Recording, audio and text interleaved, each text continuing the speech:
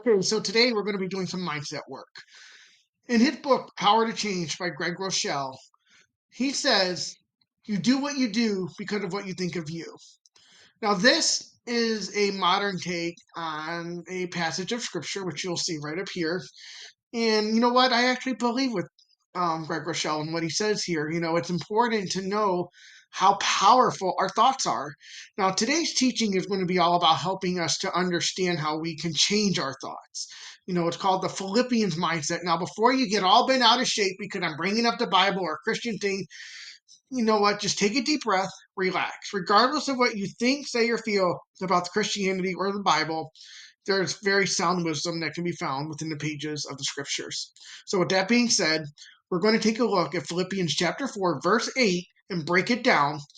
And what we're going to do is at different points throughout the PowerPoint slide, I will stop the presentation and I will come back here and I will talk it out a little bit and break it down and give you a real world example of how I am currently doing this to practice this mindset in my job today.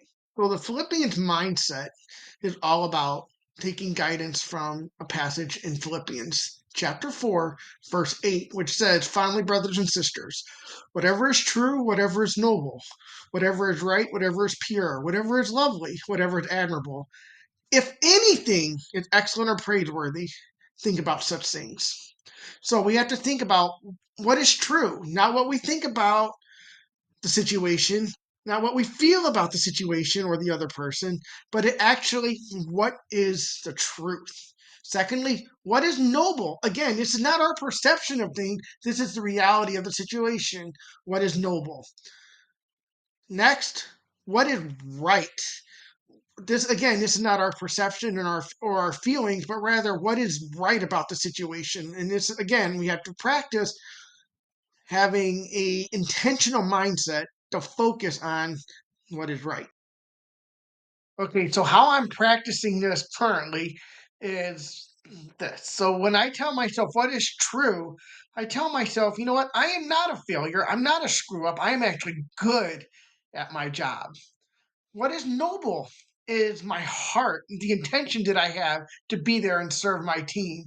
And what is right is that I am doing the right thing. I have the admiration and the respect of my team. Right. So moving on, what is pure?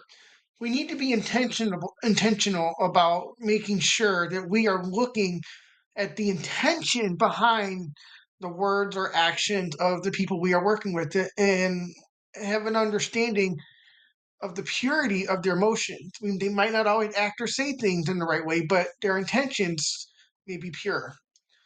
What is lovely?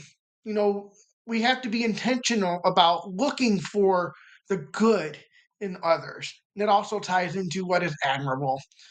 Again, we got to look for something to be happy about, something that we like, or something that we enjoy about something. Let's make a choice to find something good. Think on these things. That's what we have to do. We got to think on those things, make it a point. All right. So, how do I apply this at my job? So, when I think about my team, I think about their intentions, whatever is pure. And so they might not always do what I want them to do, and that's okay. Because the fact of the matter is, they are free to do what they want to do. They are free to do the best job that they can, which is pure.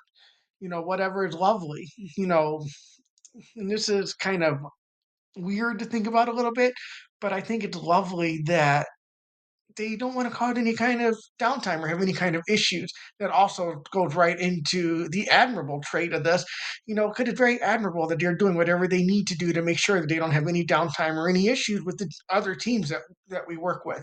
So when I think about what is excellent and praiseworthy, I think that it's excellent that my team and we get along really, really well. And even though we might have issues from time to time, it is praiseworthy that we have the respect and the admiration that we do for each other.